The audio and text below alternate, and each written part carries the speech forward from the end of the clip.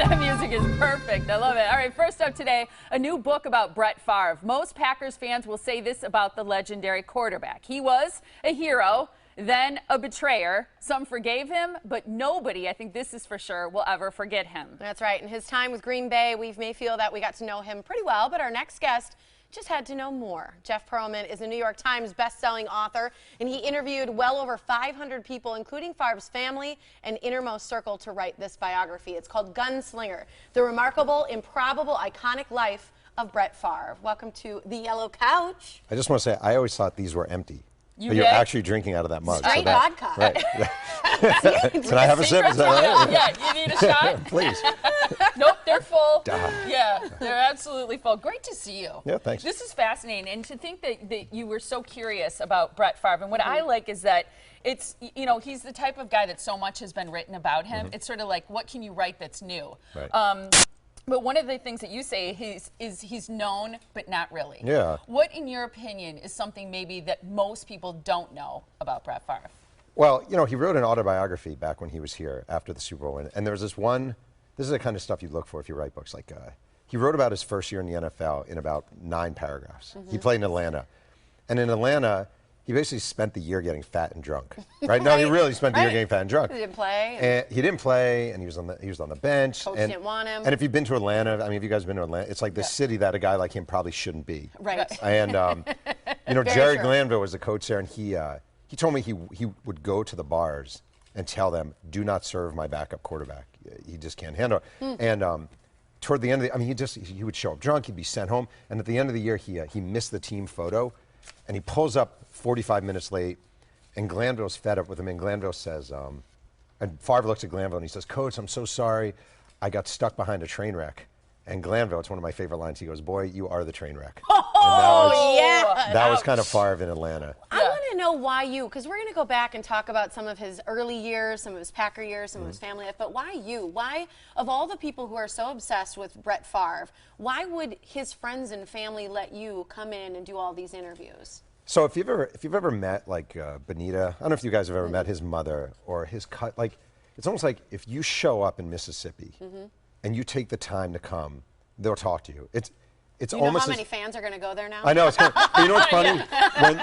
When they played in the Super Bowl in New Orleans, a lot of fans drove because it's only an hour from New Orleans, and would show up, and the Favres would like give them lemonade, and it's almost like it's impossible. My wife, I was driving home from Mississippi, and I'm like, "Oh my God, this was amazing." Benita talked to me, Brandy talked to me, and she says, "Don't you think it's a little weird?" And I'm like, "Well, what's weird about it?" And she said, "Imagine if someone was doing a book about you, and you weren't talking, and your parents gave them all this information, sent them home with scrapbooks. Wouldn't you find that a little weird?" And I was like, "Yeah, that's a fair point." Well, talk about that, because you interviewed 500 people. That's your question, too, I bet, is did you talk to Brett Favre? And if not, why not? All right, so I did not. Family, yes. Favre, Brett, no. I tried. I wrote him the first thing you do, you write him a letter, you send him your books. I heard nothing. He works at a website called Score, and through their PR person, I set up, I think it was 3. It was either 2 or 3. I think 3 definitive interview times. And I would call on the day, Monday, 3 o'clock. Call, he wasn't there. Oh, Brett couldn't do it. Call on this day. Call, wasn't there. And then at the end, I actually wrote him one more letter. And I was like, it was toward the end. I'd interviewed all these people, and I said, "I'm sure you probably hate me by now, but blah, blah, blah, blah, blah." And one day I'm sitting in a Starbucks in Fort Lauderdale, and I get a text from Brett Favre. And it's like, "I don't hate you, but I just don't really want to do this. You know, whatever, I value my privacy. I'm not at that point in my life," or whatever he wrote. And, you know, it happens. That was it. That was it. Do you think there's any chance that you got duped in any of these interviews, that they're telling you things that are true or aren't true or exaggerated or whatnot? Well, I mean, number one, you hope not. Number two, you fact check. The one that's come up repeatedly is Aaron, you know, you guys probably saw Aaron Rodgers said, and I mean, a long story short is. Give the quote of what he said. Yeah. Favre shows up. It's the first day, 2005, and Aaron Rodgers greets him and says, "Good morning, Grandpa." And I know, but here's the thing. I have to say. That's how she greets me all the time. It's Grandma. Yeah, Grandma. I'm like, "Oh, Grandma." Can I call you Grandma? Is that okay? Go ahead. Yeah, right. Old Biddy, whatever you got. Yeah, my kids just call me, "Go get me breakfast." Yeah.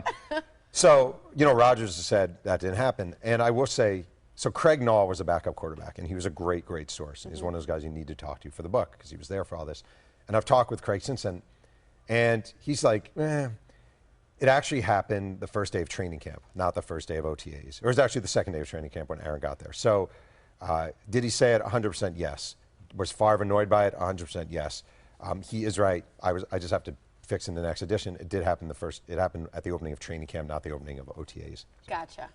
Well, let's go back a little bit to some of his early years and some of, because that's what you really do is you chronicle even starting back with high school. We've got, there's some high school in there. There's his signing. We've got these great pictures of him in his That's awesome. in an old Little yearbook.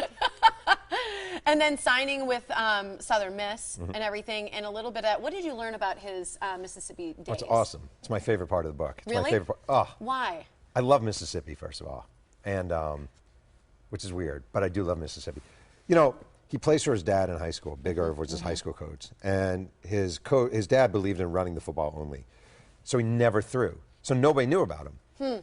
And Southern Miss has this assistant coach they hire late named Mark McHale, and he basically is late on the recruiting scene. He asks around. He's like, "Does anyone know of anybody? Maybe kind of." And someone says, "Well, there's this quarterback down at Hancock North Central, and he has a big arm. I don't know if he's any good, but he can throw." So he's the only guy really who knows about Brett Favre, and he offers him that he gets the last scholarship to go to Southern Miss. Like nobody knows about Brett Favre at all. Then he shows up at Southern Miss. Nobody knows about him at all there. He's they play their first game, lose. They play Tulane, second game of the year. The night before the game, Favre and his roommate drank a case and a half of Schlitz. So Favre is on the side because he knows he's not going to play. Yeah, Schlitz. Exactly. Is that what you got there? Yeah, Schlitz? yeah. You would be throwing up right now, yeah. Yeah. And so because he knows he's not going to play. Well, they're losing at halftime. The coach says, "Go put in Favre." Favre? Favre, whatever. Favre, put in Favre. Whatever his name Right, is. I don't know, Barry Favre, you know, and they throw him in. He's like, he's throwing up on the sideline, so he's like puke and beer, and he's this kid. He runs into the huddle. The offensive lineman, like, who the hell is this? You know, it's a freshman. And he leads him to a comeback over Tulane, and that becomes the legend of Brett Favre. I mean, the Mississippi years are unbelievable. Yeah. One of the things you say is that you love digging into people's lives, especially to find out what makes a person tick. In your opinion, what makes Brett Favre tick? I mean, I think he's driven a lot. The recurring theme among like friends and people I talk to is like this like guilt. You know, like I would say like I was born with like this Jewish guilt, right? And I feel like he has a certain Catholic guilt, which is almost a good thing. Like when you screw up, you never want to, I don't want to do that again. I want to be better than that. I want to be better than that. And then you screw up again. I want to be better than that. I want to be better than that. And he really sort of had this, he didn't mean, even when he screwed up, he actually felt bad about it. He wasn't a guy without a conscience. You know, he wasn't a guy who just Even was the callous. stuff with his wife. Yeah. Yeah. He just like did some really awful, awful things. Like unforgivable. I mean, again, the pictures with the Jets, like the embarrassment he put his family through was ridiculous. And he did, I mean, it doesn't make it better, but he did beat himself up over it. It's not like he was just like, hey, you know, tough luck. And I just think the guilt is a very interesting recurring theme with Brett. That is interesting. That rise, that fall, and you believe he's risen again, right? I think most Packer players believe he's risen again. He's a Hall of Famer now. Yeah. And he's sort of in everyone's good graces. I Are agree. you in his good graces? Have you heard? No, I haven't heard. I mean, you just never know. I mean, I don't know. I hope so. I really love the guy. I love his career. I You love talked what to he's his done. wife too, right? No, I didn't talk to his wife. You did Deanna not. would not talk. Okay. No, She and Brett Favre, neither one of them you yeah, wife talked to. and husband would not talk. Okay. Yeah. But his mom. His mom's the best. Really? His mom is the best. Like the best woman you ever meet in your life. Real quick, what does she say about him? I mean, this is what I love about her. She's a special ed teacher. She was for years. And when he was growing up, she would take her kids to her class, not like because she just needed to watch them. Like she would take them to teach them about empathy. And here he's growing up in Mississippi, and they would always have like African-American teammates over to eat, African-American teammates sleep over, special ed kids who he would have access to. He was raised to be sort of a certain way. And flaws and all, I do feel like they raised him, and she specifically raised him very, very well. That's a beautiful story. I think it's think great. so, People too. can get you had your book signing last night, but people can still get your book by going to your website. It's just jeffpearlman.com. That's where you can find out more. You got a great blog, lots of great stories as well about Favre on there, and lots of great things on there that you can read about Favre and other books that you've done. And as a former Sports Illustrated writer, lots of great stuff on there. So thanks for being here. Yeah, thanks for. Yeah, Do I get pleasure. to take a mug or the couch? Yeah, well, Yes. you get a picture on the couch. Yes. You get a take picture on the mug. couch. Awesome. We'll make sure you get. Do you want a yellow one like that? Yeah, I Do want you the like yellow those? mug. Yeah. Okay, Yeah. to match the All right. couch. Exactly. Right. It was great to meet you, and I know your Thank you. book is widely available for people. Yeah. A great holiday gift too, I think. Yeah. Thank Everyone you so loves much. Hanukkah. That's true. There's that guilt. Thanks, Jeff. Thank you. Nice to meet you.